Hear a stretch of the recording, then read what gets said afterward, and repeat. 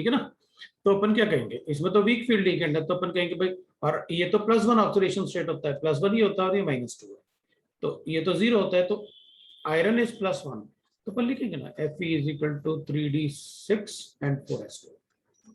तो Fe +1 है ना इसमें, तो अपन लिखेंगे ना 3d6 एंड 4s1। तो ठीक है, इस इलेक्ट्रॉन को इधर लेके आओ ना भाई, डी में पेयरिंग नहीं होगी, लेकिन अगर एस में इलेक्ट्रॉन है और ऑक्टाहेड्रल कॉम्प्लेक्स है, तो डजंट मैटर कि वो वीक लिगेंड है या स्ट्रॉन्ग लिगेंड है, ये इलेक्ट्रॉन इधर जाएंगे, क्योंकि जब कोऑर्डिनेशन नंबर 6 होगा ना, तो अपने पास कोई चॉइस नहीं, अपन को यही बताना पड़ेगा, या तो D2sp3 या फिर sp3d2, इसके अलावा कोई दूसरा हाइब्रिडाइजेशन नहीं होगा, तो आपको ये बताना ही पड़ेगा, ठीक है ना। तो ये आपको बताना ही पड़ेगा, तो आपको ये पेयरिंग करोगे D7 हो जाएंगे, और उसके बाद इसमें पेयरिंग नहीं होगी, मतलब इसका वो मैग्नेटिक मूवमेंट जो होगा वो 3.87 होगा, वो मैग्नेटिक मूवमेंट 3 अनपेयर्ड इलेक्ट्रॉन की वजह से होगा। 7 है ना, 2 अनपेयर्ड होंगे, बाकी अनपेयर्ड होंगे, ठीक है ना। तो आप कर सकते हो, कोई प्रॉब्लम नहीं, आप डाउट अपने कोई भी पूछ सकते हो, केमिस्ट्री के कोई भी डाउट आप मुझसे पूछ सकते हो, कोई प्रॉब्लम नहीं है।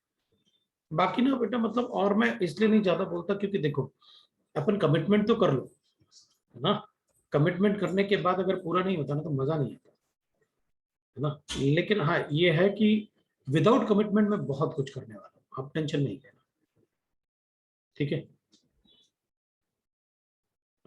जो टेस्ट होगा, नेगेटिव मार्किंग तो रखना चाहिए यार, नेगेटिव मार्किंग तो रखना चाहिए।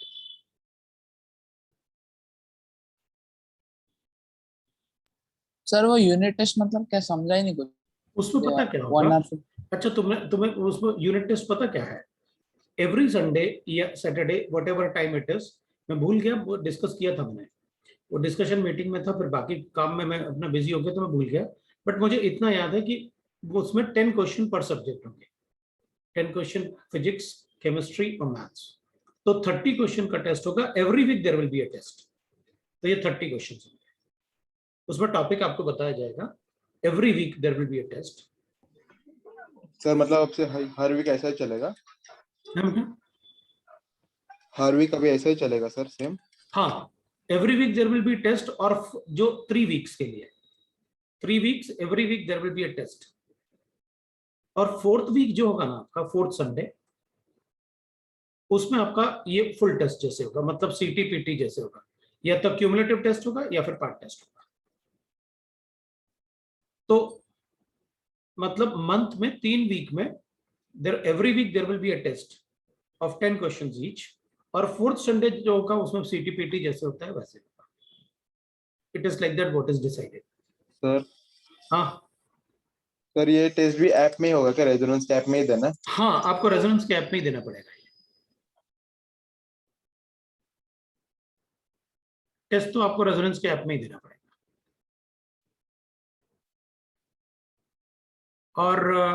और सर इसका टाइम पीरियड? इसका टाइम पीरियड अब 10 क्वेश्चंस ईच है, तो 30 क्वेश्चंस होंगे, तो मेरे ख्याल से it will be around 1 hour होगा, और अच्छा 75 मिनट्स दिया है, तो भाई 75 मिनट्स दिया है उनको, उसमें दे रखा है 75 मिनट्स, हाँ ठीक है, मुझे लगता है मतलब, क्योंकि मुझे टाइम याद नहीं था, लेकिन ये मुझे पता है कि we have decided this, but एक टाइम होता है ना कि कैसे डिसाइड करें उसको, क्योंकि बोर्ड का भी होगा प्रैक्टिस, बोर्ड का इसमें बीच बीच में आपको बोर्ड के लिए भी देना पड़ेगा ना, इसलिए क्योंकि इससे बोर्ड का भी प्रैक्टिस होता जाएगा, है ना। तो आप बोर्ड के लिए मतलब प्रिपेयर करो। अच्छा दूसरी बात ये कि बोर्ड का प्रिपरेशन आप क्या करना, कि जब आप बोर्ड के लिए, जब आप कोई टॉपिक अपना कंप्लीट हो जाता है ना जब, तो हाँ ये ऑब्जेक्टिव टाइप होगा, हाँ you have to prepare from board for board books, लेकिन ये बोर्ड का नहीं है, बोर्ड के लिए आपको बताया जाएगा, this is not for board, board के लिए आपका पूरा टेस्ट होगा, जैसे टेस्ट होगा ना 90 मिनट्स का, 90 क्वेश्चंस का जो टेस्ट बोर्ड के लिए जैसा पैटर्न है वही होगा, ये बोर्ड्स के लिए नहीं है, ये तो आपका जेई और मेंस के लिए, ये बोर्ड्स नहीं है, ध्यान रखना है, ये बोर्ड्स नहीं है, एवरी वीक वाला ये बोर्ड्स नहीं है, ये एनआईटी और जेई के लिए, मेंस और एडवांस के लिए है। बोर्ड वाला अलग होगा, उसमें आपको बताया जाएगा कि इस बार आपका बोर्ड का एग्जाम है, राइट। बोर्ड का प्रैक्टिस भी शुरू करेंगे, क्या से सितंबर आके आवेदन शुरू कर देंगे बोर्ड के लिए। काफी सिलेबस भी कंप्लीट हो गया ना काफी अपना, तो मैं ये हटा रहा हूँ और आगे बढ़ते हैं। किसी और का कोई मतलब डाउट है क्या? मेरे ख्याल से नहीं है, तो चलो आगे बढ़ते हैं। ठीक है, लास्ट टाइम अपन इलेक्ट्रोलाइसिस पढ़ रहे थे, क्योंकि अपन थोड़ा सा स्पीड बढ़ाना है अपन को, है ना, स्पीड बढ़ाना है, इसलिए वो मैंने आपको कहा था कि थोड़ा सा ओसी में भी अपना स्पीड रखना, अपन स्पीड बढ़ाते हैं थोड़ा सा। अपन एप्लीकेशन ऑफ इलेक्ट्रोलाइसिस कर रहे थे लास्ट टाइम, अपने खत्म नहीं हुआ था, इस बार अपन खत्म करते हैं, कुछ क्वेश्चंस प्रैक्टिस कर लेंगे। Application of electrolysis,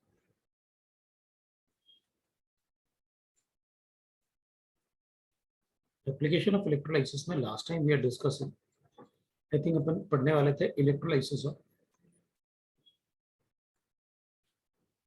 of aqueous solution of NaSO4 कर लेते हैं। ठीक है, तो अपन ऐसे कर लेते हैं भाई, NaSO4 होगा तो अपन को पता है, अगर अपन इलेक्ट्रोलाइसिस की बात करें, अपने पास ये इलेक्ट्रोड्स हैं, ऐसे अपन इलेक्ट्रोड्स बनाए थे, तो इसमें अगर अपन निकल सल्फेट रखेंगे एक्वस, तो Na+2 होगा, H2 होगा और SO4 होगा। अपन को पता है कि SRP ऑफ Na ये तो ज्यादा होगा, it will be greater than water, D block ना, ग्रेटर देन वाटर, क्योंकि डी ब्लॉक अपन लिखेंगे S block water for D block, तो इसका मतलब है इसका एसआरपी ज्यादा है, तो ये डिपॉजिट होगा। तो कैथोड रिएक्शन अपन को पता है, जो कैथोड पर रिएक्शन होगा that will be Na+2 +2 electron gate convert into Na, इसका डिपोजिशन होगा।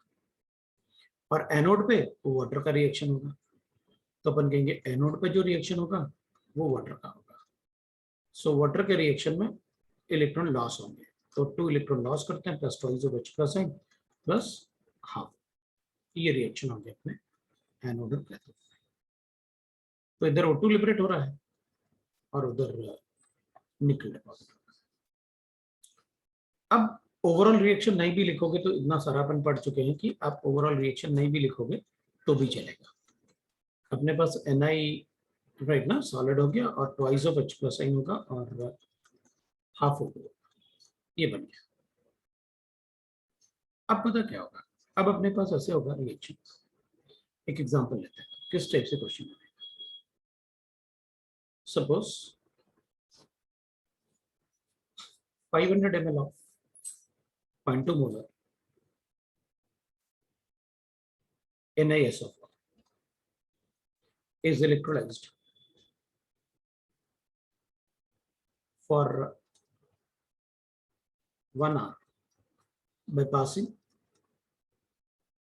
2 ampere of current.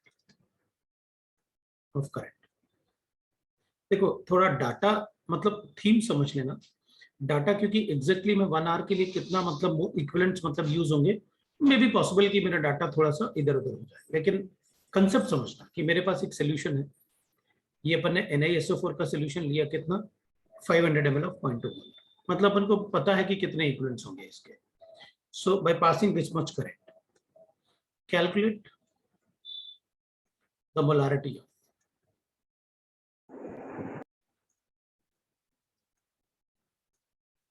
nickel ions after the reaction.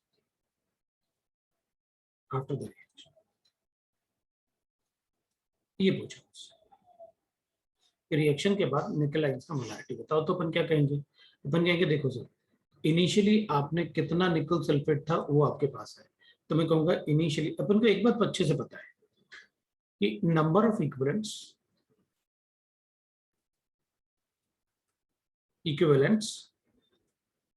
is equal to number of equivalents is equal to weight in gram divided by equivalent weight is equal to अपने पास आता है Q by 96500 and that is equal to होता है, अगर अपन gram equivalent की बात करें तो volume in ml normality divide by 1000 आता है, ये नंबर ऑफ इक्विवेलेंट्स होता है।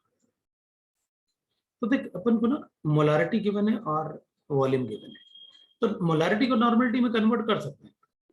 सो अपन क्या करेंगे, हम ये कहेंगे कि भाई देख हमें यहाँ पर I इंटू टी गिवन है, तो जितना टाइम और जितना एम्पियर करंट पास करोगे तो कितना इक्विवेलेंट यूज होगा ये मुझे पता चल सकता है। तो मैं क्या करूंगा, number of equivalents of NiSO4 initially present initially कितना प्रेजेंट है वो देख लेंगे। तो इनिशियली कितना प्रेजेंट है, नंबर ऑफ इक्विवेलेंट्स, तो अपन कहेंगे वॉल्यूम 500 ml है, मोलारिटी मुझे 0.2 गिवन है, divide by 1000, these are number of moles, these are number of moles, molarity into volume divided by 1000 is moles, multiply by n factor कर देते हैं 2, n factor of salt of NiSO is equal to 2, ये उसका n factor था, इसलिए अपन ने 2 से multiply किया। अब ये तो इनिशियल इक्विवेलेंट्स प्रेजेंट थे इस सॉल्यूशन में, अपन को इक्विवेलेंट्स कैलकुलेट करना आता है, नंबर ऑफ मोल्स को आपने n फैक्टर से मल्टीप्लाई किया, वो अपन को अच्छे से पता है, n is equal to m into n, moles को n फैक्टर से मल्टीप्लाई करो, वी गेट इक्विवेलेंट्स, नॉर्मलिटी मतलब इक्विवेलेंट्स अपन ने लिखा हुआ है। तो अपन कहेंगे नंबर ऑफ इक्विवेलेंट्स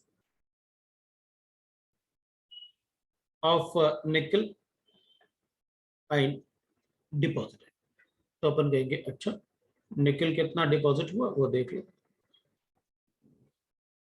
तो अपन कहेंगे ये तो नंबर ऑफ इक्विवेलेंट यूज्ड हो गया, एक तरीके से आप नंबर ऑफ इक्विवेलेंट यूज कर रहे हो गया।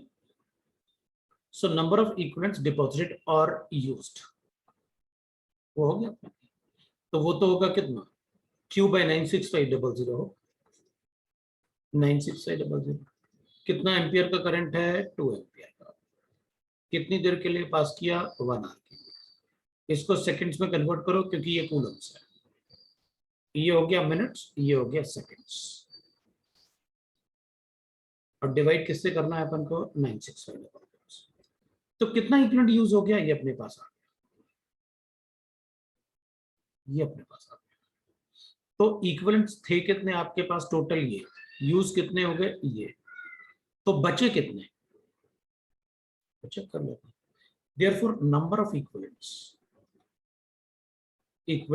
Of Ni2 positive left will be equal to, थे कितने आपके पास, मैं थोड़ा कैलकुलेशन कर सकते हैं अपन, देखते हैं 0.2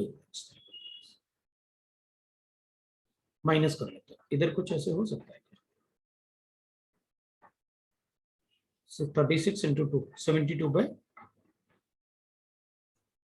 965 ऐसे कर लेते हैं, ये हो गया भाई लेफ्ट। तो नंबर ऑफ इक्विवेलेंट्स लेफ्ट, तो नंबर ऑफ मोल्स लेफ्ट, तो अपन कहेंगे ठीक है, number of moles left Ni2 plus left, तो अपन कहेंगे मोल्स कैसे कैलकुलेट करूं, तो अपन कहेंगे इक्विवेलेंट्स है, मोल्स में कन्वर्ट करना है, डिवाइड बाय n फैक्टर कर दो, तो अपन कहेंगे 0.2 माइनस 72 डिवाइडेड बाय 965, ये तो इक्विवेलेंट्स थे, 1/2 कर दो, हो गया,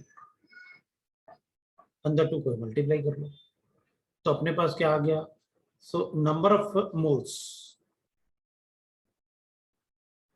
ऑफ Ni2 ठीक है, इज इक्वल टू, इसको 2 को मल्टीप्लाई कर रहा हूं अंदर, ये हो गया 0.1 और 2 को मल्टीप्लाई करूंगा तो 36 by 965, ये मोल्स हो गए। और मोल्स के लिए अगर सर 2 से डिवाइड भी किया, हाँ 2 से डिवाइड किया तो यार शायद, देखना ये, अच्छा 0.2 से डिवाइड थोड़ी किया आपने, तो इसको 2 से डिवाइड करोगे कितना कितना आएगा, 1/10 पॉइंट, ये तो 2 से डिवाइड करूंगा तो और 2 आ जाएगा ना, तो 20 आएगा, तो 2/20 का मतलब क्या है अपने पास, ये तो क्या था, मैंने कुछ गड़बड़ किया यार, देखने में, बराबर है। है ना? तो वही मैंने कहा कुछ गड़बड़ किया क्या, मुझे लगा कुछ गड़बड़ किया, बट अपन ने मल्टीप्लाई कर तो लिया इसको, है ना? चलो अब इस नंबर ऑफ मोल्स को क्या करें, ऐसे लिख देते हैं। अपन को पता है नंबर ऑफ मोल्स क्या होता है, molarity into volume divide by 1000। अब अपन क्या कहेंगे, अपन कहेंगे देखो सर, ये वाला वॉल्यूम तो मुझे पता है कितना है, 500। क्यों? डिपोजिशन इसका होगा, और वाटर में कोई ज्यादा फर्क नहीं पड़ने वाला, क्योंकि डिपोजिशन से बहुत ज्यादा फर्क नहीं पड़ने वाला। अगर 2 मोल भी होगा ना वाटर, तो मैक्सिमम जाएगा, तो मतलब डेंसिटी 1 ग्राम पर ml ले ले तो 36 हो जाएगा, बट उतना थोड़ी, बहुत कम जा रहा है।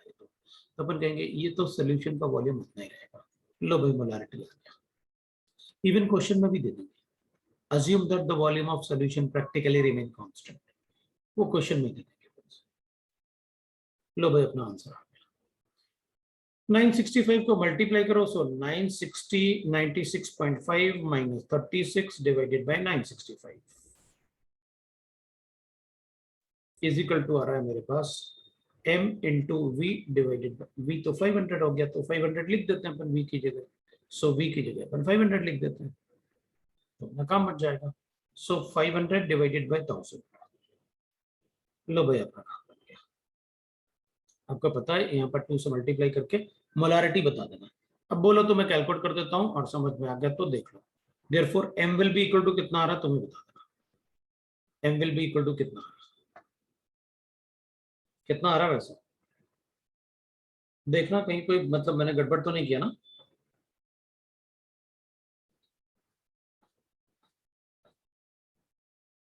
क्योंकि मुझे बस ये लग रहा था कि मैंने वैसे काफी वैसे आंसर्स को ना, तो ये 2 से डिवाइड हो रहा ना, मल्टीप्लाई बाय 2 और डिवाइड बाय 965, 0.05 आ रहा है, 0.05 आ रहा है।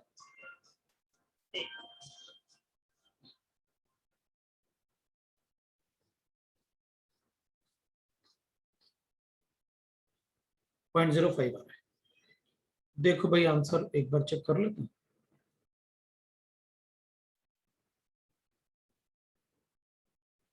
हेलो, अरे यार परेशान करके रख दिया।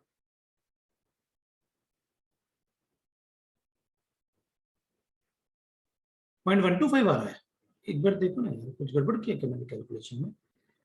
96 और सर 125 है।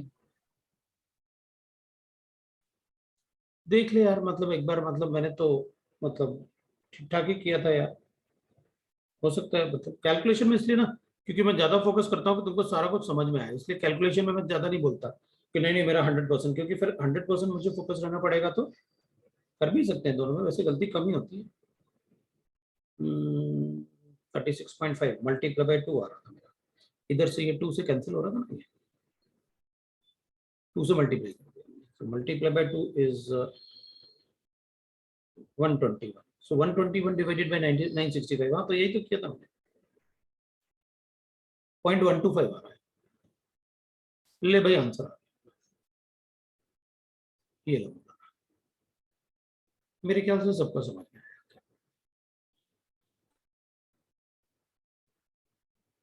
भाई ऐसे क्वेश्चन ना, पता क्या है, ऐसे क्वेश्चन अपन को मिल जाएंगे, कोई प्रॉब्लम नहीं है। मैं तुम्हें मतलब ऐसे, मैं हर एक एप्लीकेशन पे एक क्वेश्चन देना चाहता हूँ, ताकि आपको पता रहे कि यार इस टाइप के क्वेश्चंस भी होते हैं। फिर जब एक बार खत्म हो जाए तो अपने शीट में क्वेश्चंस के बिना है, नहीं होंगे तो मुझे बताओ, मैं तुमको भेज देता हूँ, मेरे पास क्वेश्चन की कोई कमी थोड़ी है। बट मुझे ये लगता है यार बहुत सारा पार्ट पढ़ना होता है स्टूडेंट को, इसलिए मैं ज्यादा क्वेश्चन अभी नहीं पढ़ता। तो हो गया। अब निकल सल्फेट की जगह मैं दूसरा ले लेता हूँ कोई, हमें क्या फर्क पड़ेगा?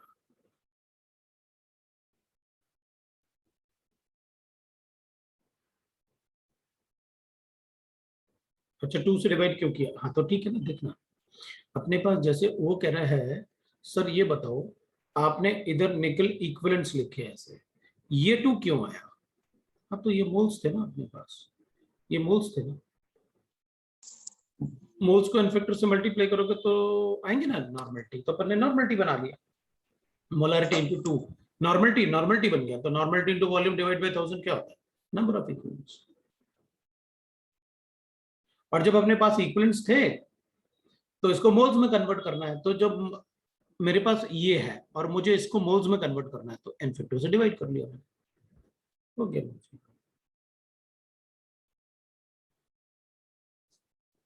ठीक है ना। तो अब इसमें अपन से कोई पूछेगा सल्फेटाइन का क्या कॉन्सेंट्रेशन है, what is the molarity of sulphate ion after the reaction. See sulphate का तो मैंने कुछ किया ही नहीं था,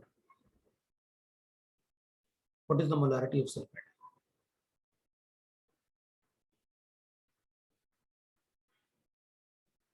what is the pH of the solution, pH वगैरह पूछ सकते हैं अपन से, कोई प्रॉब्लम नहीं। H+N बना, इधर H2SO4, तो H2SO4 है तो आपको पीएच के लिए आपको पता है क्या करना है, H+N से कैसे करना है। H+N बनेगा, H2SO4 बनेगा ना इसके अंदर। तो अब ये डिपेंड करता है कि किस टाइप से अपन को क्वेश्चन लिखना है। अगर इसी H+N को कैलकुलेट करना है तो जो भी कॉन्सेंट्रेशन आएगा, तो इसका कॉन्सेंट्रेशन मुझे कैसे पता चलेगा, तो अपन कहेंगे देखो, तो मैं इसका इक्विवेलेंट्स पता है, जितने इक्विवेलेंट इसके होंगे उतने इक्विवेलेंट इसके होंगे। Na2+ के कितने इक्विवेलेंट थे जो यूज हुए, तो जितने इक्विवेलेंट Na2+ के यूज होंगे उतने ही इक्विवेलेंट वाटर के रिएक्शन के बाद बनेंगे, तो इक्विवेलेंट्स उतने ही बनेंगे। तो equivalents of Na2+ used is equal to equivalents of H+N ना, मोल्स डबल होगा बेटा। इक्विवेलेंट्स एक रिएक्शन में बराबर होते हैं, एक ही रिएक्शन में नंबर ऑफ इक्विवेलेंट्स बराबर होते हैं, एक ही रिएक्शन में किस सबके इक्विवेलेंट्स बराबर होते हैं, इक्विवेलेंट चेंज नहीं होते। इक्विवेलेंट कंसेप्ट इसलिए तो कोई पढ़ाता नहीं, और अगर सब्जेक्टिव पेपर हुआ होता, सब्जेक्टिव होता ना आईटी का पेपर, तो मैं मोल कंसेप्ट पढ़ाता ही नहीं, इक्विवेलेंट कंसेप्ट पढ़ाता, क्योंकि उसमें कुछ करना ही नहीं होता ना, फटाफट अपने आंसर आ जाते हैं। एन फैक्टर जबरदस्त आना चाहिए। देखिए, तो मैं क्या करूंगा, जितने इक्विवेलेंट इसके होते हैं उतने इक्विवेलेंट इसके होते हैं, इसके इक्विवेलेंट्स आगे, इसका एन फैक्टर 1 है क्योंकि इसमें पॉजिटिव चार्ज 1 है, तो उतने ही मोल्स हो जाते हैं इसके। मतलब equivalents of Na2 deposit is equal to this much, तो इतना ही इक्विवेलेंट H+N का होता, तो इसके मोल्स इतने ही इसके मोल्स होते, क्योंकि इसका एन फैक्टर 1 है, तो इसके मोल्स आ जाते। अब इसके मोल्स अगर आ गए मेरे पास 72/965, बस मोल्स आ गए H+N के, तो मोल्स मतलब वॉल्यूम बताओ 500, तो अपन मोल्स हैं अपने पास 500 में, मोलैरिटी कैलकुलेट करते हैं, बता देते हैं, क्योंकि हमें क्या करना होता है H+N को माइनस लॉग ऑफ पीएच अगर कैलकुलेट करना है H+N अगर मेरे पास है तो मुझे पीएच लिखना होता है, मैं उसको एक्चुअली वैसे लिखना चाह रहा था, पीएच इज इक्वल टू क्या होता है, minus log of H+N, H+N मतलब मोलैरिटी,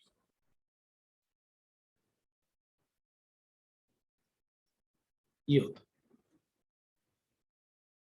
पीएच के लिए। तो अपन मोलैरिटी कैसे कैलकुलेट करते हैं इसमें, तो अपन बोलते हैं ना मोलैरिटी, मेरे पास वॉल्यूम तो गिवन था 500 ml, मोलैरिटी कैलकुलेट कर लेता हूँ, मोल्स अपने पास थे, तो मोलैरिटी कैसे कैलकुलेट करते हैं, ऐसे कैलकुलेट कर लेता हूँ, number of moles 1000 divided by volume 500 ml है, तो मेरे पास क्या आ जाता है, मोल्स है तो मोलैरिटी आ जाता है, मोलैरिटी को सब्स्टिट्यूट करता हूँ, आंसर कैलकुलेट कर लेता।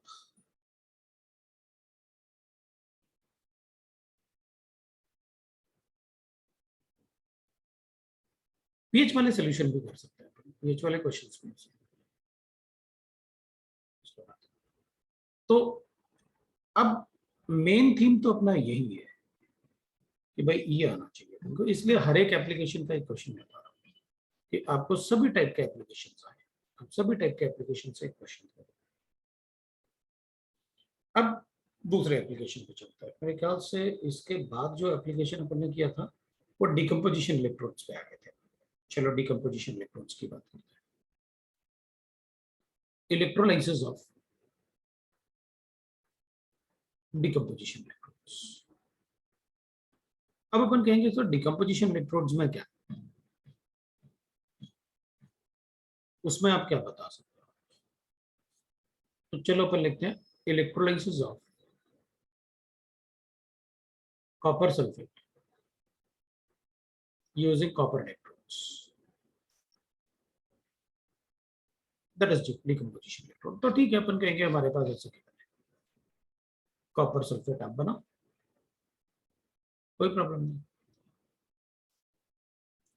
ये कॉपर इलेक्ट्रोड है, इधर भी कॉपर इलेक्ट्रोड है। अब अपन कहेंगे सर इसको ना, अपन कहेंगे देखो हमें एक बात याद है, कॉपर का जो प्यूरिफिकेशन होता है ना,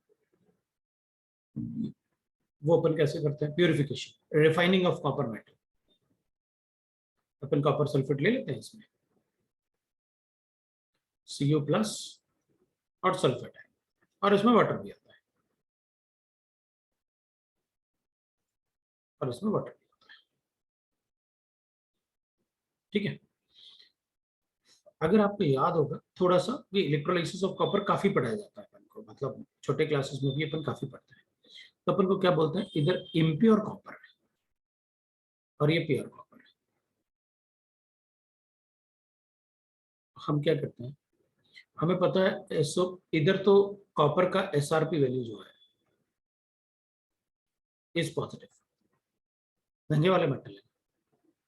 तो इन सब के कंपैरिजन में रिएक्शन तो इसका यही होगा, मतलब mass of anode and cathode लिख रहा हूं मैं, तो mass of cathode will increase. तो अपन कहेंगे कॉपर आयन जो है, जो कैथोड पे है, वो 2 इलेक्ट्रॉन लेके कैथोड पे डिपॉजिट हो जाएगा, इसलिए अपन ने लिखा कैथोड का मास बढ़ेगा। ये कैथोड रिएक्शन है।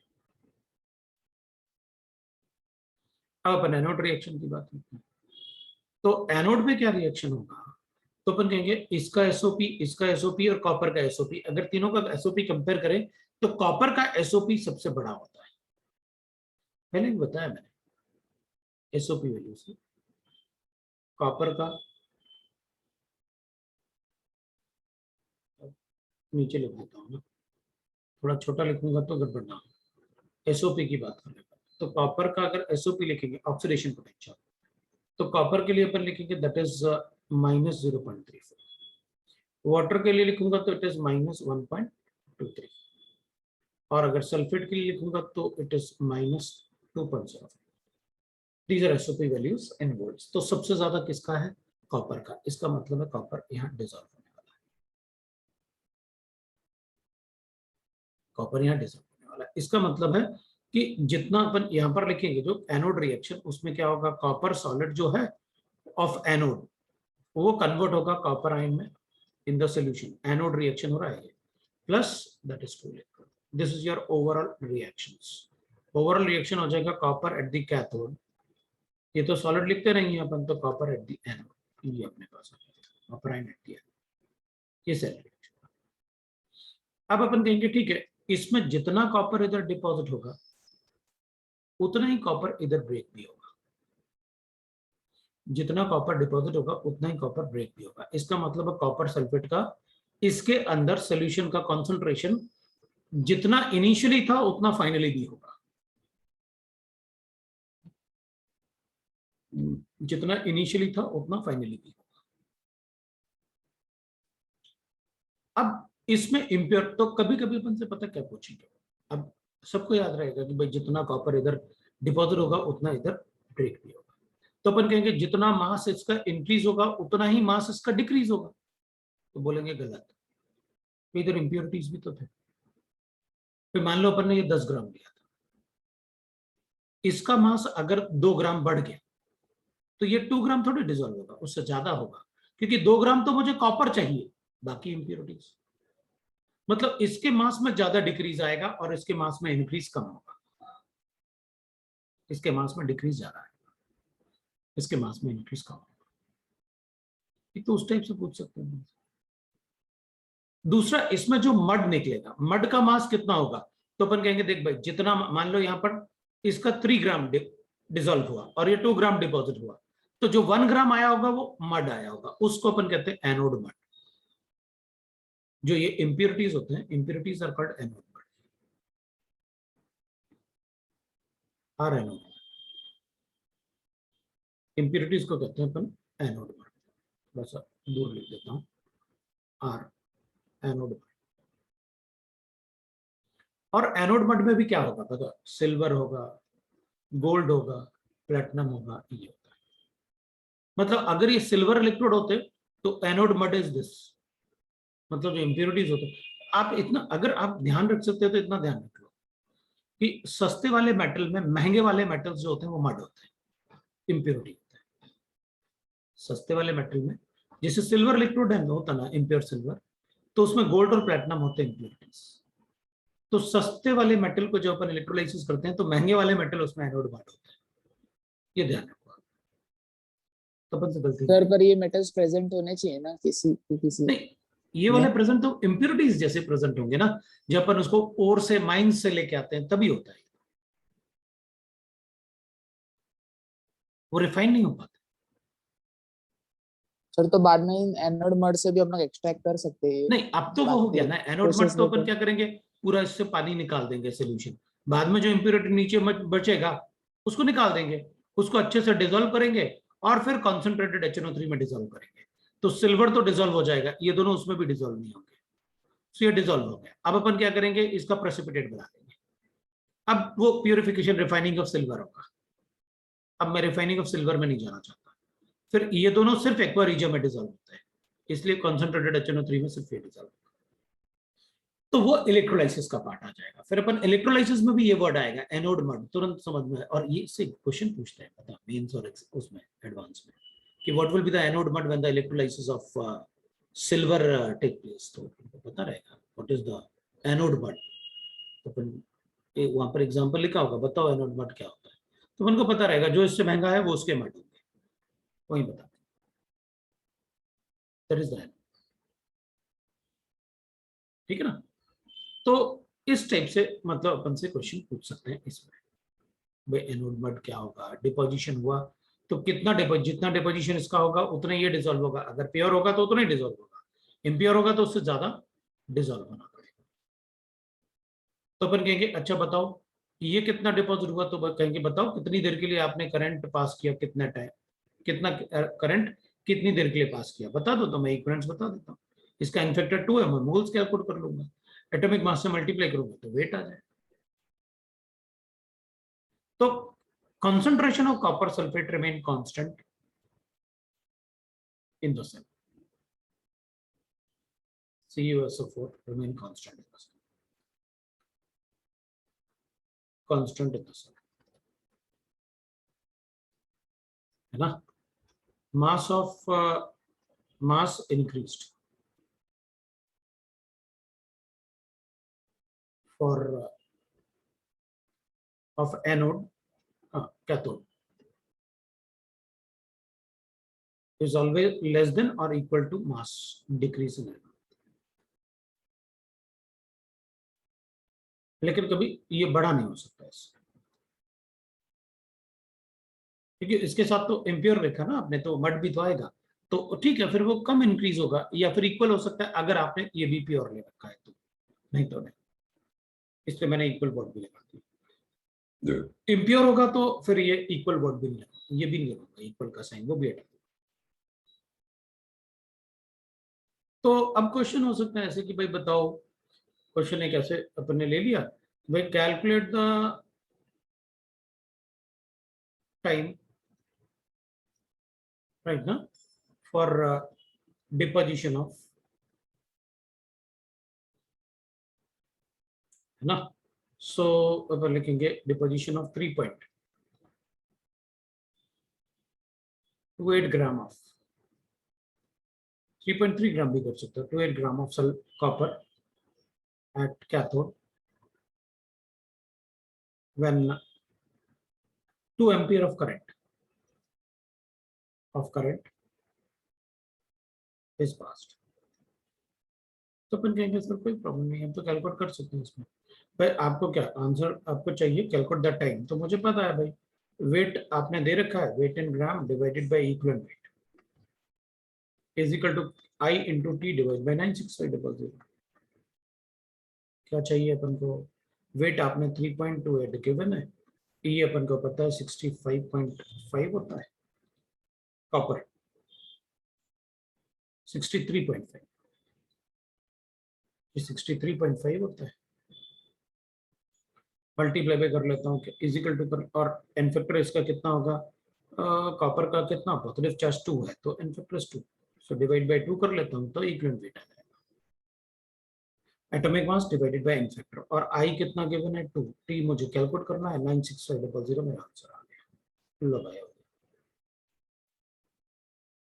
तो इस टाइप से अपन को क्वेश्चन सॉल्व कर लेंगे। तो इधर 2 जाएगा तो 2 तो कैंसिल कर देता हूँ ये वाला, तो therefore T will be equal to, अपने पास आया 3.28 divided by 63.5 multiply by 96500 seconds,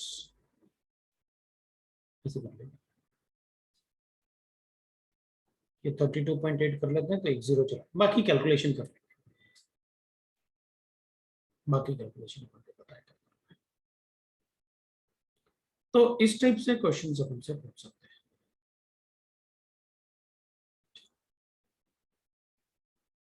अब मैं दूसरे क्वेश्चन पे, सर कॉपी कर। हाँ कॉपी कर लो, इसलिए वेट कर रहा हूँ। फिर अपन दूसरा कंसेप्ट, मेरे ख्याल से एक अपन ने फेराडेज का ये सेकंड फर्स्ट लॉ ही यूज कर रहे हैं अपन बार बार, तो अपन एक बार सेकंड लॉ भी देख लेंगे, फेराडेज का सेकंड लॉ क्या करेंगे।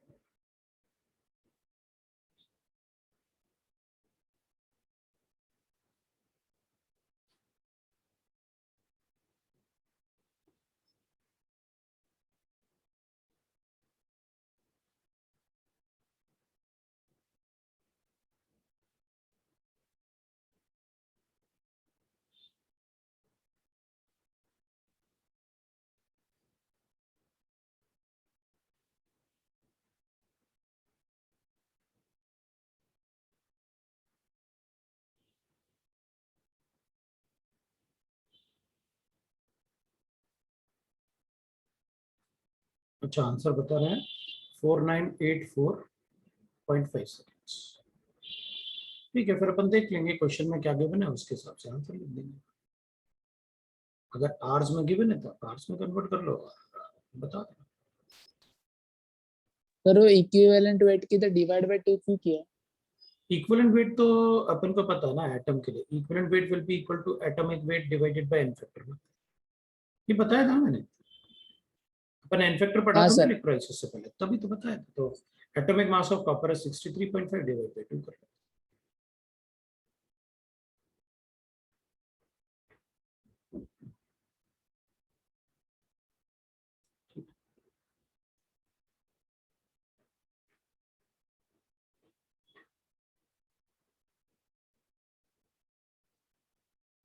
एक क्वेश्चन एग्जांपल लेते हैं। If equal quantity of current,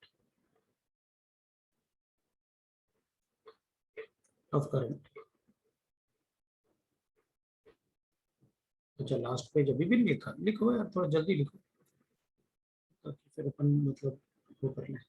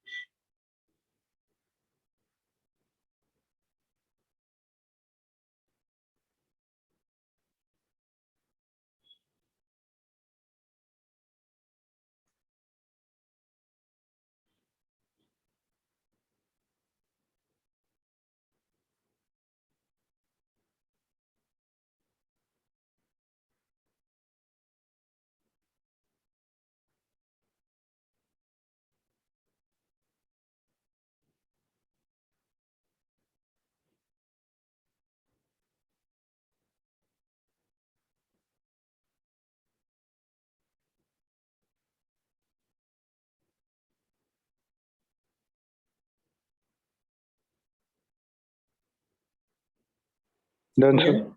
चलो, तो वी आर गिवन दैट, ठीक है। तो मैंने क्या देख, equal quantity of electricity current is passed through the electrodes,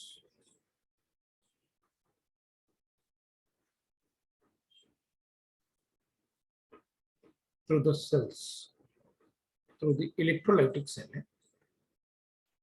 through the electrolytic cell, connected in series, in series. If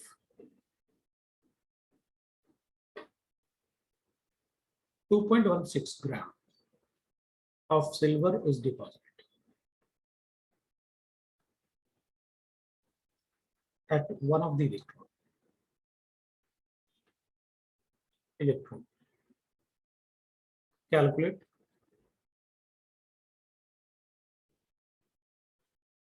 the volume of hydrogen liberated at other electrodes.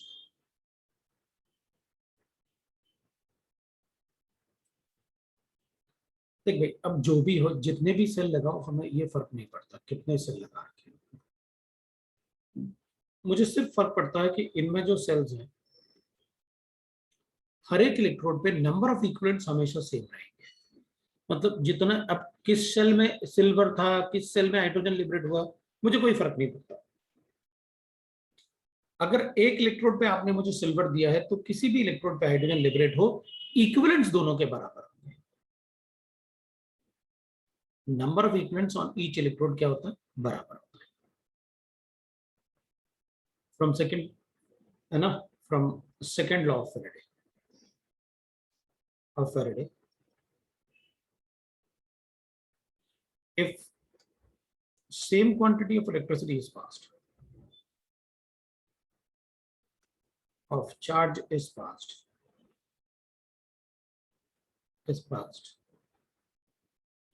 on each electrode, then the weight deposited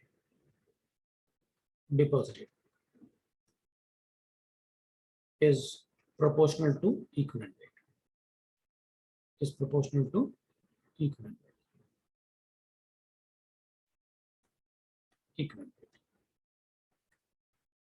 ठीक है, तो आपने कहा था कि भाई यहाँ पर W1 upon E1 is equal to W2 upon E2, where W1 W2 क्या है? R weight deposited.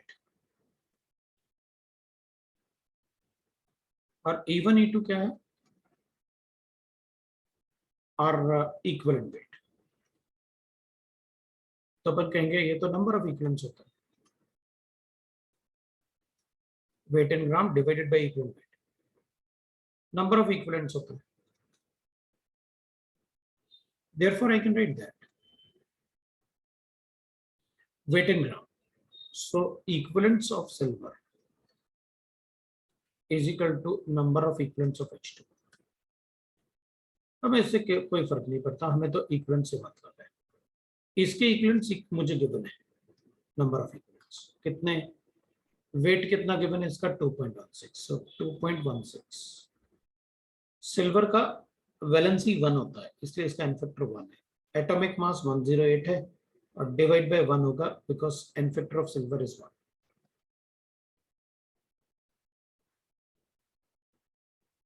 उसका एन फैक्टर, क्योंकि सिल्वर आयन अगर होगा, सिल्वर नाइट्रेट सोल्यूशन या कोई भी होगा, सिल्वर डिपॉजिट हुआ तो एक ही इलेक्ट्रॉन को लेगा।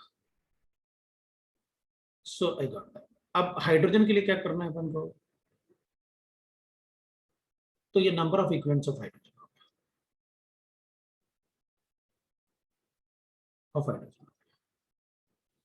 अब एन फैक्टर 1 था, इसलिए मैं इसको हटा देता हूं। अपन को पता है n factor of silver is equal to 1। Equivalents आ गए, तो number of equivalents of hydrogen कितना लिबरेट होगा वो मुझे पता चल गया। These are equivalents of hydrogen, तो मोल्स ऑफ हाइड्रोजन, तो अपन को याद आएगा n is equal to m into n होता है। तो अगर मेरे पास नंबर ऑफ इक्विवेलेंट्स है, डिवाइड कर दो एन फैक्टर से। हाइड्रोजन का एन फैक्टर क्या होता है? इट्स एलिमेंट, तो अपन लिखेंगे 2.16 डिवाइडेड बाय 108 मल्टीप्लाई बाय, ये तो इक्विवेलेंट्स हैं, डिवाइड करो n से, तो मोल्स आ गए, मोल्स आ गए। तो अब अगर मेरे पास number of moles of hydrogen है, तो वॉल्यूम ऑफ हाइड्रोजन टेस्टिंग, तो लिखेंगे 2.16 divided by 1.08, 108, why are writing 1.08? It is 108 multiply by 1/2 multiply by 22.4. मेरे ख्याल से अपना आंसर इजी है, मैंने कैलकुलेशन भी वैसे ही रखा था। इसको लिखेंगे तो 1.08 आएगा, डिवाइड बाय 100 करूंगा तो 0.224 लीटर्स या फिर 224 ml। ये आंसर है, ये आंसर, ये आंसर। लो भाई आपका आंसर आ गया।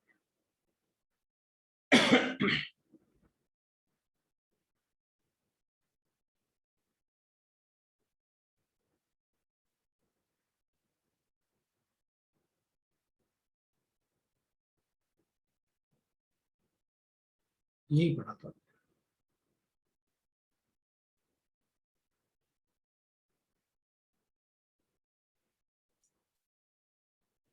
ये आपका इलेक्ट्रोलाइसिस है, ये अपना इलेक्ट्रोलाइसिस है, आप नोट कर लो। और मेरे ख्याल से ये अपना लास्ट एप्लीकेशन था, अपना इलेक्ट्रोलाइसिस खत्म, इलेक्ट्रोलाइसिस खत्म।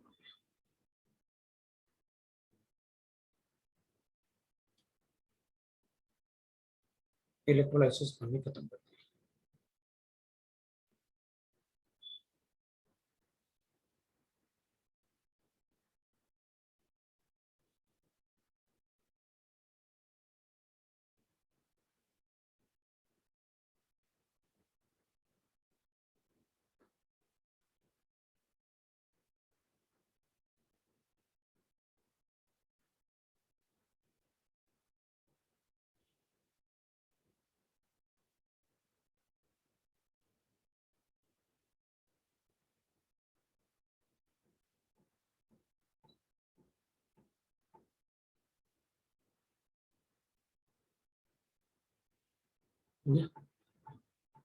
किसी को डाउट है तो बताए, जो टॉपिक है वो भी बड़ा है। नहीं बड़ा इसलिए लगा ना, अपन ने बीच बीच में स्टीरियोकेमिस्ट्री और होमवर्क डिस्कशन किया ना।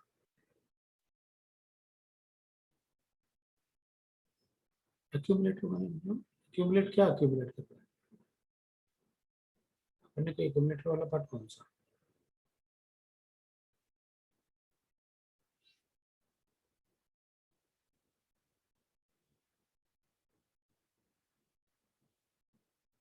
एक्यूमुलेट मतलब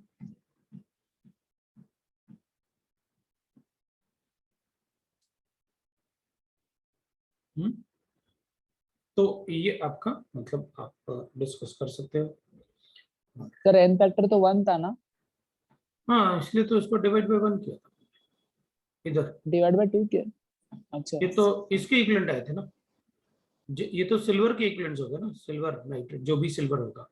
अब ये जितने सिल्वर के होंगे उतने हाइड्रोजन के होंगे, तो ये हाइड्रोजन के इक्विवेलेंट्स भी हो गए। अब हाइड्रोजन के इक्विवेलेंट्स हो गए तो ये नंबर ऑफ इक्विवेलेंट्स हाइड्रोजन के थे, तो हाइड्रोजन का तो n फैक्टर 2 है ना।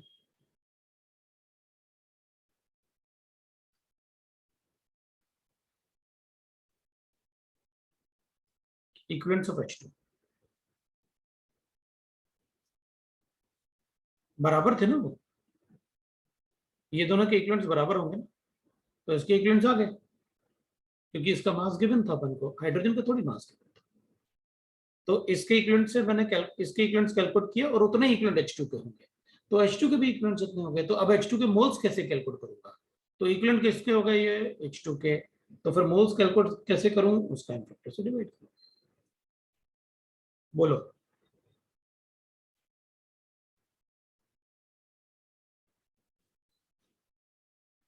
हो गया। अब ये बताओ, कोई होमवर्क किया आपने इलेक्ट्रोकेमिस्ट्री का?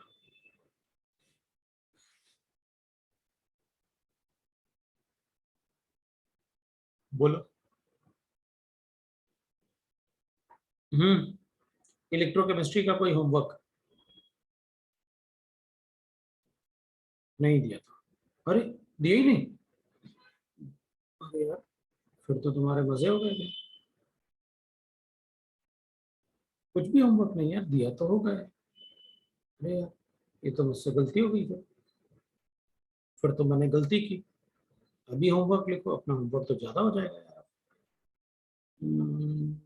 क्या करो, एक्सरसाइज 1 का पार्ट 1, ठीक है, एक्सरसाइज 1 का पार्ट, हाँ वही मैंने कहा, एबीसी बोला था मैंने। हाँ देखो, बोला सबने, आपने एक्सरसाइज 1 का सेक्शन एबीसी दिया था, ये हमें बताया, सभी कुछ लोग बता रहे हैं कि आपने दे रखा था सर।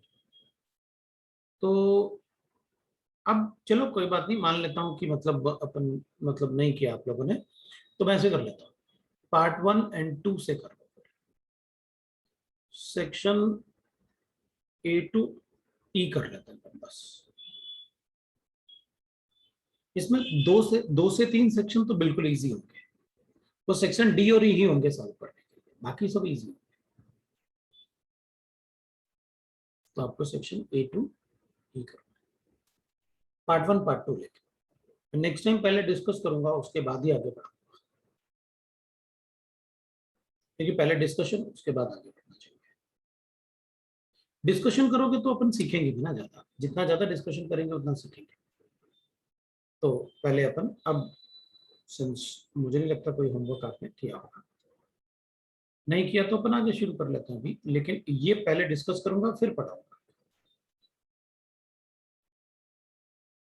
ठीक है। ये आपका होमवर्क है, ये आपको करना है। अभी अपन आगे बढ़ लेते हैं। अच्छा, और मेंस वाले बच्चे जो होंगे, है ना,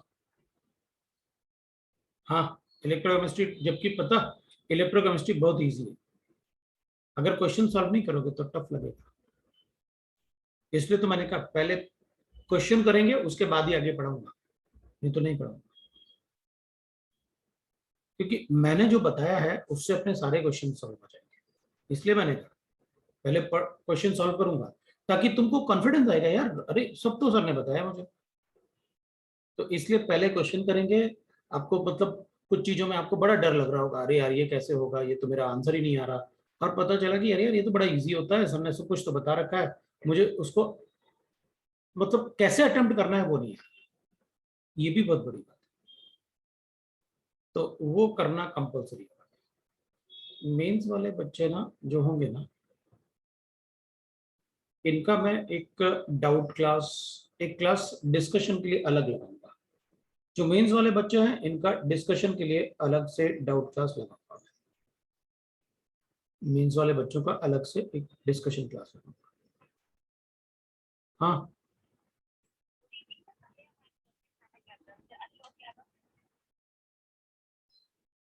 तो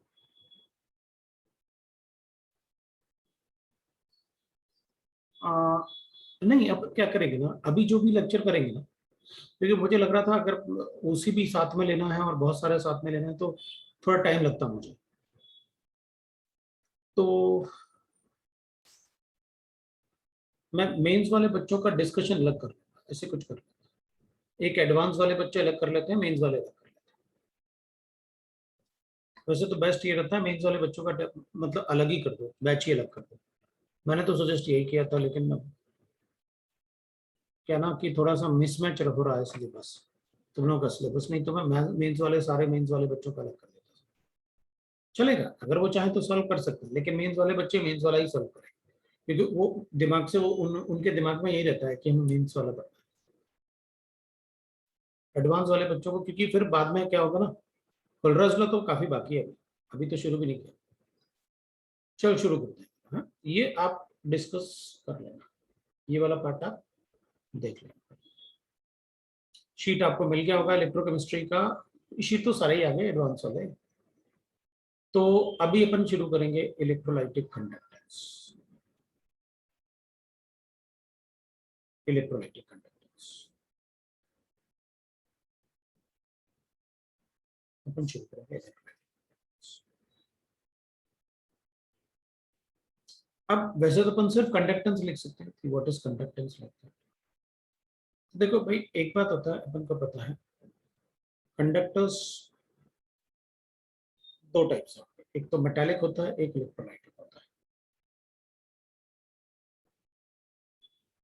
मेटालिक कंडक्टर्स में अपन कहेंगे in metals the electricity flows due to movement of electrons, movement of electrons on the surface, on surface of matter.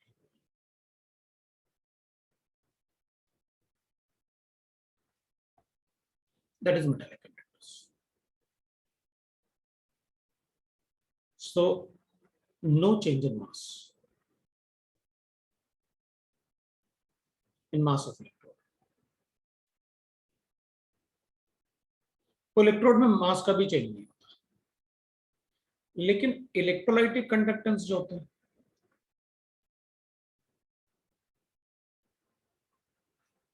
Electrolytic conductance जो होते हैं,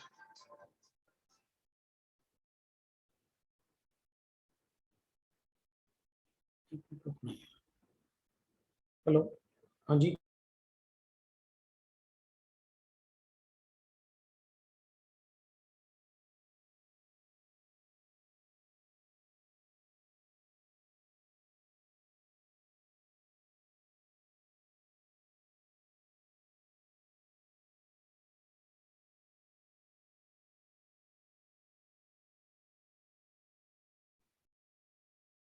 इलेक्ट्रोलाइटिक कंडक्टर्स जो होते हैं, जैसे एसिड, बेस, सॉल्ट, है ना, acid, base, salt,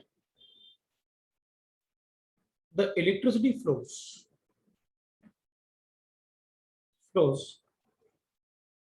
due to movement of ions, movement of ions in aqueous medium या फिर aqueous और molten state, या फिर वो melted form में हो जहां movement of ions हो सकता है, molten state या fused भी बोलते हैं पर molten को है fused state. इसमें इलेक्ट्रोड्स का मास चेंज होता है भाई, या तो कैटायन डिपॉजिट होगा तो मास इंक्रीज होगा, या फिर एनोड में कुछ डिसॉल्व होगा तो फिर मास चेंज होगा. तो इलेक्ट्रोड में किसी ना किसी का मास चेंज होगा, या फिर गैसेस वगैरह अगर लिबरेट कर रहे हैं तो इलेक्ट्रोड का मास चेंज नहीं होगा. तो वो अपन को पता है कैसे, वो आपने पहले काफी इलेक्ट्रोलाइसिस पढ़ा दिया.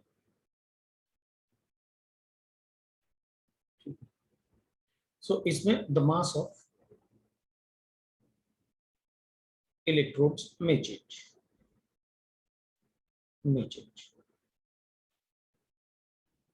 ठीक है, अब अपन कहते हैं the power of electrolyte. Electrolyte मतलब अपन इलेक्ट्रोलाइटिक कंडक्टेंस की बात, इसकी जरूरत नहीं है क्योंकि मेटेलिक कंडक्टर्स से अपन डील करने वाले नहीं है, अपन तो इलेक्ट्रोकेमिस्ट्री पढ़ रहे हैं. मतलब we are talking about electrolysis. Metallic conductors से अपन नहीं पढ़ते, मतलब केमिस्ट्री में मेटेलिक कंडक्टर्स भी, इलेक्ट्रोस्टैटिक और वो इलेक्ट्रिसिटी एंड मैग्नेटिज्म वो सब फिजिक्स वाला पार्ट, वो फिजिक्स वाले पार्ट में मेटेलिक कंडक्टर्स. लेकिन और एक बात मतलब अपन कहते हैं कि भाई जैसे मेटेलिक कंडक्टर्स होते हैं, their conductivity decreases with increase in temperature. क्योंकि टेम्परेचर बढ़ाओगे ना, more number of electron will come on the surface of matter. तो इजेक्शन ज्यादा होता है ना इलेक्ट्रॉन्स का. अगर ज्यादा इलेक्ट्रॉन्स आएंगे सरफेस पे ना, तो मूवमेंट ऑफ इलेक्ट्रॉन जो होगा सरफेस पे वो कम हो जाएगा due to collision of electron between them. मतलब एक तरीके से है कि अगर मार्केट में रस ज्यादा होता है तो अपन भाग के नहीं जा सकते, ज्यादा नहीं भाग सकते. अगर इलेक्ट्रॉन्स का क्राउड ज्यादा होगा तो मूवमेंट स्लो हो जाएगा. अपन सॉलिड स्टेट में सॉलिड्स में होल्स जनरेट करते थे कि वहां पर खाली जगह आ जाएगा तो कंडक्टिविटी बढ़ जाएगा. शॉर्ट की डिफेक्ट में कंडक्टेंस बहुत ज्यादा बढ़ता है क्योंकि वहां पर लेटेस्ट पॉइंट से एटम गायब होते हैं तो वहां खाली जगह होती है. तो मेटेलिक कंडक्टर्स में टेम्परेचर बढ़ाओगे तो कंडक्टेंस कम हो जाएगा, जबकि इलेक्ट्रोलाइटिक में उल्टा. अगर टेम्परेचर बढ़ाऊंगा तो मूवमेंट ऑफ आयंस, कैटायंस और एनायंस जो सॉल्यूशन में होंगे ना, उनका मूवमेंट बढ़ेगा तो उनके कंडक्टेंस बढ़ेगा. तो चलो देखते हैं, वो अपन फैक्टर्स अफेक्टिंग में लिख सकते हैं टेम्परेचर वाला पार्ट को. The power of electrolyte to conduct electricity. electricity to conduct the electricity. The power of electrolyte to conduct the electricity is called electrolytic conductance. Electrolytic conductance.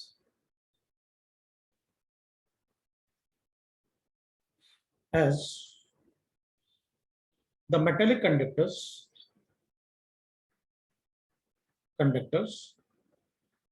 obeys Ohm's law. The electrolytic conductors also obeys the Ohm's law. Electrolytic conductors also obey the Ohm's law.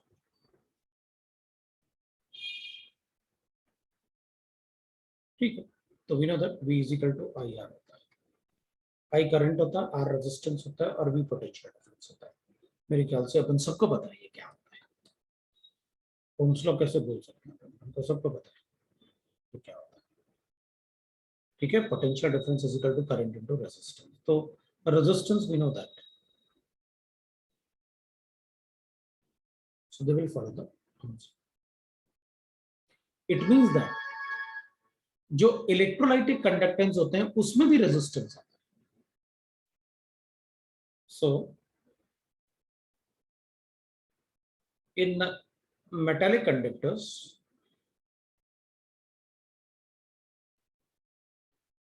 the resistance is, और भी factors हो सकते हैं, is due to collision of electron between them. Collision of electron among them. Of electron among them.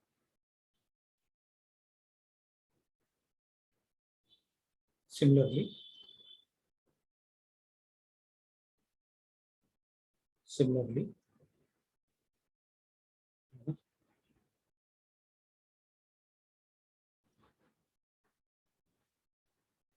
the resistance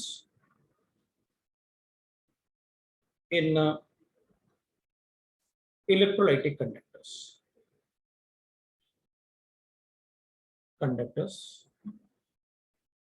is due to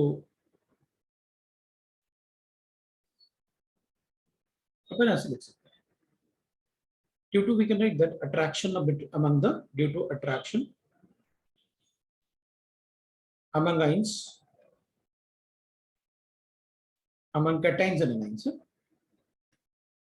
among the cations and anions, comma, viscosity of liquid, of solvent,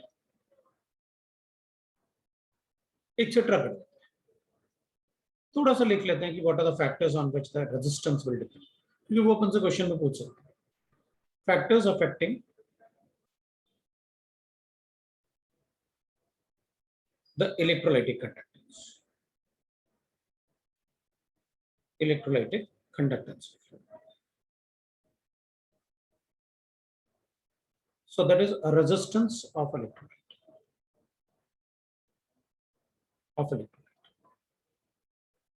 तो एक तो अपन लिख लेंगे, देखो भाई, एक अपन लिखेंगे, उसको अपन बोलते हैं, जैसे अपन ने लिखा था attraction between the ions, among the ions, तो अपन लिखेंगे सॉल्यूट इंटरैक्शन.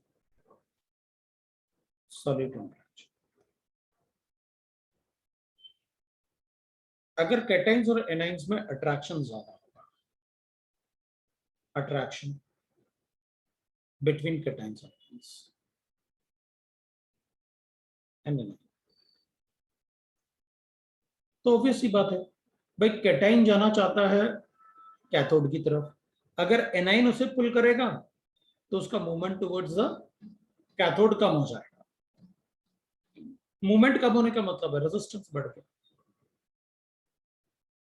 एक बात पता है कि अगर अपन ने कोई सेल बना, इधर अपने पास एनोड और कैथोड है, ठीक है ना, तो अपन को पता है अगर एनोड कैथोड है तो अगर कोई कैटाइन है और कोई एनाइन है अब ये इसकी तरफ जाना चाहता है, लेकिन ये इसको अट्रैक्ट करेगा। अट्रैक्ट करेगा तो उसका उधर क्या हो जाएगा, मूवमेंट कम हो जाएगा, तो रेजिस्टेंस इसी को तो बोलेंगे।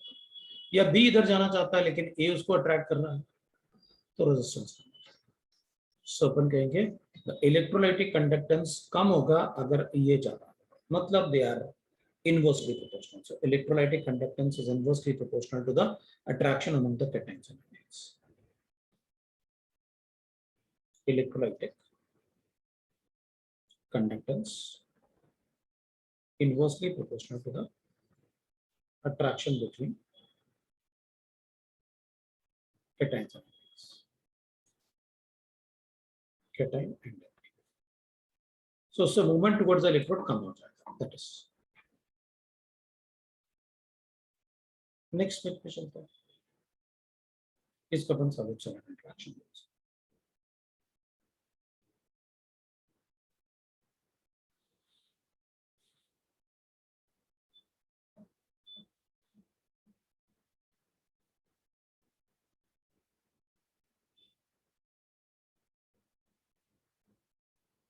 अब अपन solvent solvent interaction करते हैं. अब अगर viscosity of the solvent ज्यादा होगा, थिकनेस, तो फिर मोमेंट ऑफ आयंस कम हो जाएगा, क्योंकि अगर विस्कोसिटी ज्यादा होगा तो इनका इंटरेक्शन विद द सॉल्वेंट ज्यादा होगा.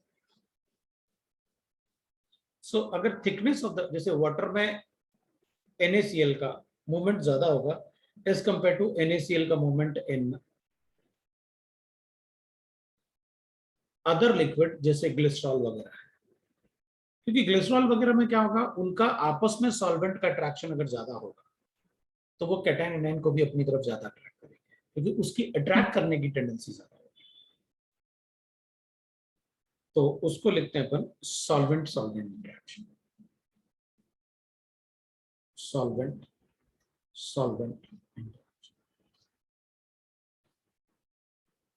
इसको अपन कहते हैं. सर आप लास्ट पेज दिखा सकते हो? बिल्कुल सर लास्ट पेज का बाकी है। बिल्कुल बिल्कुल बिल्कुल बता देता हूँ. विस्कोसिटी ऑफ लिक्विड मैं लास्ट पेज बता देता हूँ. उसमें कुछ ज्यादा लिखा था, मुझे पता है, थोड़ा सा टाइम लग जाएगा, कोई प्रॉब्लम नहीं, क्योंकि समझना भी है साथ में और लिखना भी है, तो आप समझना भी और लिखना भी.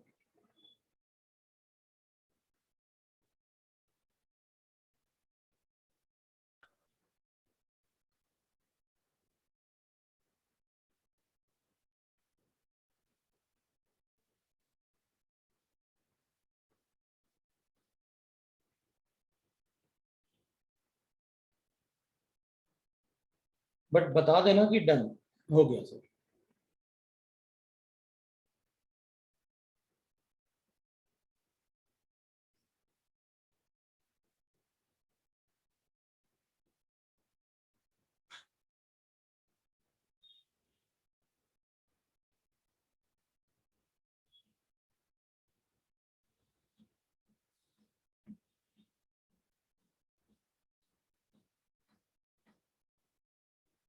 हो गया.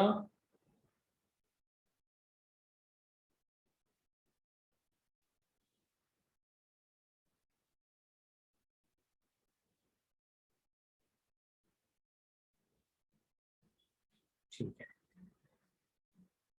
तो नेक्स्ट पेज पे जा रहा हूं मैं. सॉल्वेंट इंटरेक्शन मतलब विस्कोसिटी. अगर विस्कोसिटी ज्यादा होगा ना तो मूवमेंट ऑफ आयंस कम हो जाएगा, क्योंकि थिकनेस बढ़ जाएगा ना, डेंसिटी ऑफ द लिक्विड बढ़ गई ना. अगर डेंसिटी ऑफ द लिक्विड बढ़ेगा तो मूवमेंट कम हो जाएगा. So electrolytic conductance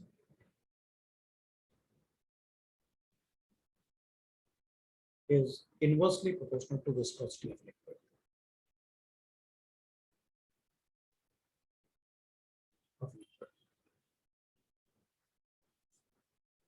So, more the solvent-solvent interaction, lesser will be the movement of ions.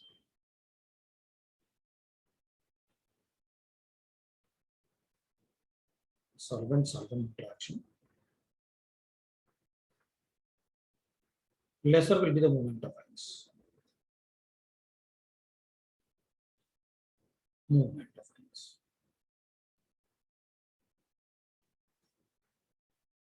फिर होगा सॉल्यूट और सॉल्वेंट का इंटरेक्शन.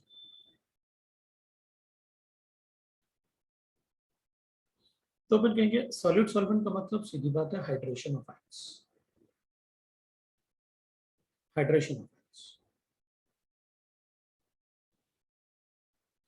तो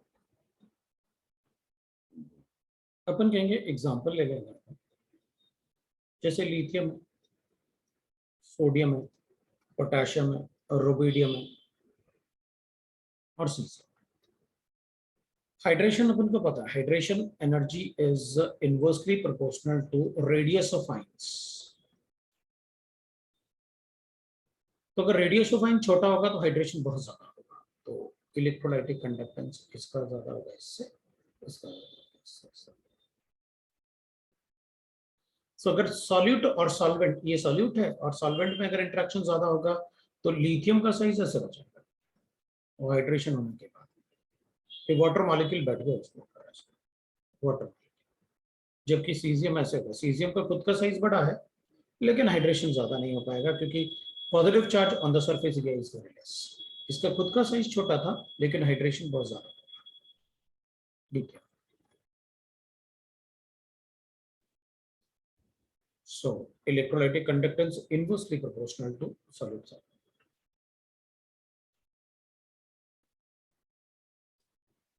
Conductance is inversely proportional to hydration. तो अपन कहेंगे सॉलिड सॉल्वेंट इंटरेक्शन लिख देते हैं, ठीक है। हाइड्रेशन भी लिखते हैं तब भी अपन को समझ में आता है, solid solvent interaction, interaction.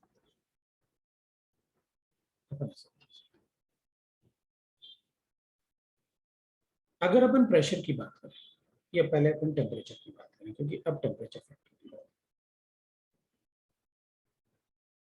Temperature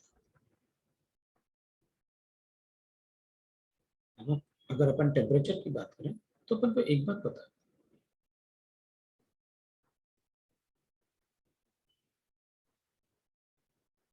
अगर अपन टेम्परेचर की बात करें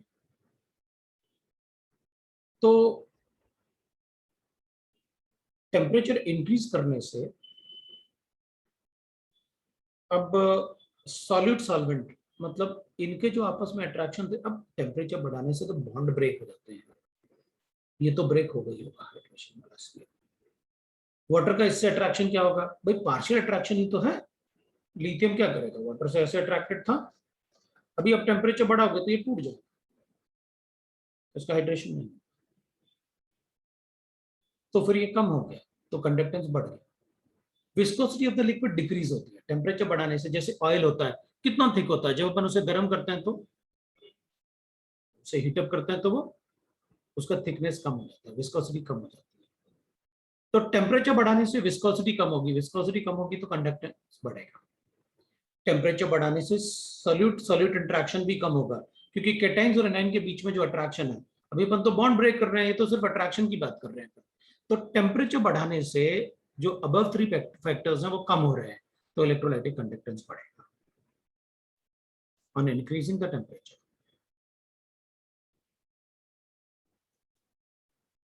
The above 3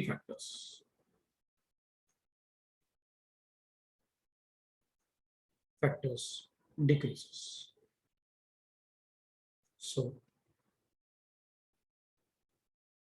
the electrolytic conductance increases. Conductance increases. So temperature बढ़ाने से जो अबव फैक्टर्स हैं वो क्या होंगे, सब कम हो जाएंगे। अगर वो कम होंगे तो ऑब्वियस सी बात है, अपन कहेंगे टेम्परेचर बढ़ाने से electrolytic conductance increases as movement of ions increases. Movement of ions increases. Movement of ions increases. ये बढ़ जाएगा। अब अगर अपन प्रेशर की बात करें, pressure has negligible effect or no effect on solutions. But pressure का इफेक्ट किस पे होता है? गैसेस पे, क्योंकि वहां वॉल्यूम चेंज होता है ना, वॉल्यूम चेंज होकर तो गैसेस पे प्रेशर बढ़ेगा। बट सॉल्यूशंस में अगर इट इज लाइक दैट ना, कि अगर अपन एक ग्लास ऑफ वाटर है अपने पास और उसको कंप्रेस अगर अपन करें तो वाटर का वॉल्यूम थोड़ी चेंज हो जाएगा, वो नेग्लिजिबल इफेक्ट हो सकता है। और अगर होगा भी तो अपन कहेंगे थोड़ा बहुत होगा, जिससे शायद विस्कोसिटी ऑफ द लिक्विड बढ़ जाए, और लिक्विड का विस्कोसिटी बढ़ेगा तो कंडक्टेंस, सो हैज नेग्लिजिबल और नो इफेक्ट। तो वैसे तो अपन को नो इफेक्ट ही बताना चाहिए, but at high pressure the viscosity of solution may change, may increase. So the electrolytic conductance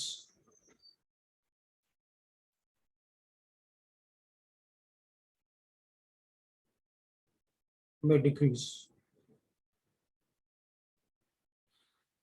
to very less extent.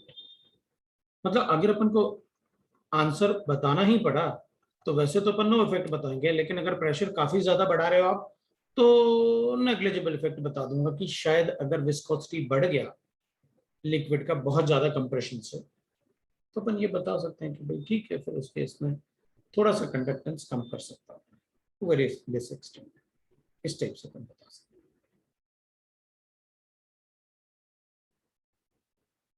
ये फैक्टर्स थे जिसपे इलेक्ट्रोलाइटिक कंडक्टेंस डिपेंड करता है, राइट। दैट इज अपन ने यहां पर जो पढ़ा ना factors, that is the factors which are responsible for resistance of the electrolyte. Factors which are responsible for the resistance of the electrolytic solutions.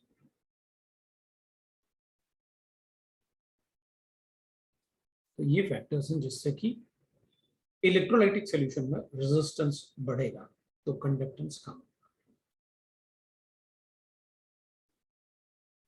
अब इसके बाद अपन थोड़ा सा वर्ड्स कुछ यूज होंगे, जैसे कंडक्टेंस है, रेजिस्टेंस है, स्पेसिफिक रेजिस्टेंस है, स्पेसिफिक कंडक्टेंस है, मोलर कंडक्टेंस है, इस टाइप से मतलब कुछ वर्ड्स इंट्रोड्यूस होंगे। तो हमें उन वर्ड्स को एक बार टर्म्स को सीख लेना चाहिए, और फिर उन टर्म्स को पढ़ने के बाद फिर अपन फैक्टर्स पढ़ेंगे कि वो किन किन फैक्टर्स पर डिपेंड करेंगे। That is your electrolytic conductance chapter. जो पार्ट है चैप्टर क्या होता है, that is a part of the chapter. तो मुझे लगता है अपने पास जितना टाइम है उसमें अपन शुरू तो नहीं कर पाएंगे, हाँ, लेकिन मोस्ट प्रोबेबली इस क्लास में अपन ये बता सकते हैं कि पहले तो मैं होमवर्क डिस्कस करूंगा भाई, मैंने ऐसा कुछ भी नहीं पढ़ाया आज। मुझे पता था कि मैं एक बस थोड़ा सा बेसिक्स आपको बता पाऊंगा रेजिस्टेंस का, उसके अलावा नहीं पढ़ा पाऊंगा, लेकिन नेक्स्ट क्लास में अपन बहुत कुछ पढ़ लेंगे। मतलब इस चैप्टर का ऑलमोस्ट इंपॉर्टेंट पार्ट अपन खत्म कर लेंगे। मैक्सिमम 2 क्लास लगेंगे आपका चैप्टर खत्म हो जाएगा, लेकिन मुझे डिस्कशन इस चैप्टर का करना है। विदाउट डिस्कशन ना अपन को टफ लगेगा, और विद डिस्कशन ये चैप्टर बहुत इजी होता है। अगर डिस्कशन करोगे ना तो ये चैप्टर आपको लगेगा सर पढ़ने की भी जरूरत नहीं है, आप बस उतने क्वेश्चन बता दो, वापस आपको रिवाइज करने की भी जरूरत नहीं है। बस क्वेश्चन, क्योंकि क्वेश्चन सॉल्व करोगे, डाउट पूछोगे, तो जिस तरीके से मैं सॉल्व करूंगा जिस वे में, तो आपको लगेगा यार ये तो मतलब सर इस वे में सॉल्व करते हैं तो मैं भी इसी वे में सॉल्व करूंगा। कुछ क्वेश्चंस मैं अपनी तरफ से देता हूँ, बट पहले आपको बेसिक्स आएंगे तो थोड़े से ट्रिकी टाइप क्वेश्चंस दूंगा, तो आप हमेशा के लिए पता चल जाएगा। शीट में भी अच्छे क्वेश्चंस थे, और एक्सरसाइज 3 में मतलब एडवांस में जो आते हैं वो भी अच्छे क्वेश्चंस होते हैं, उनको भी सॉल्व करने में मजा आएगा। ठीक है, section A to E next time discuss करेंगे अपन, उसके बाद इसको शुरू करेंगे। क्योंकि इसके बाद ही इसका मेन पार्ट शुरू होगा। It will not take time, ज्यादा टाइम नहीं लगेगा।